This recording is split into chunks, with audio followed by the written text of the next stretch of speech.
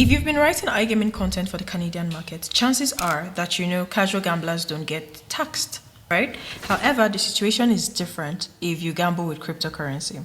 So here's a quick one. Starting 2026, platforms like exchanges will have to provide your biodata. I'm talking your address, your date of birth, your name to the Canadian Revenue Authority. And they're doing this because you're going to get taxed.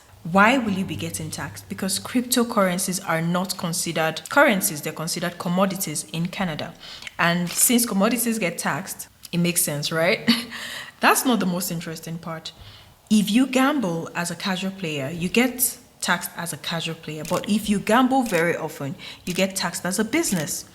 They consider you a professional gambler. They're going to track data like how often you gamble, how much you gamble with, and how often you win. What this also means for you is you have to keep track of every single crypto gambling transaction. You keep tabs of, how much you deposited, how much you won, how much you bet, how much you withdrew, because you're going to file all of this when you're filing your taxes. Sounds weird, but let's see what it's going to look like when this eventually kicks off. Something else, the value of the cryptocurrency at the time you transacted with it is going to be recorded as well, and the value at the time of your tax. So if the value has gone up, that could affect. If it has come down, that also will play a major role.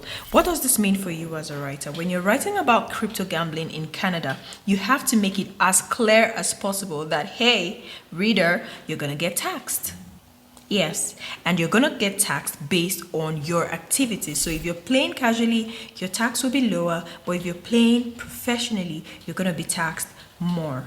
Many crypto gambling sites are going to be affected by this, but it doesn't mean you can't enjoy crypto gambling. So make sure that when you write about it, make it as interesting as possible so that people see that there's still a chance to enjoy this activity, but you have to pay attention to what it's going to mean when it comes to tax implications.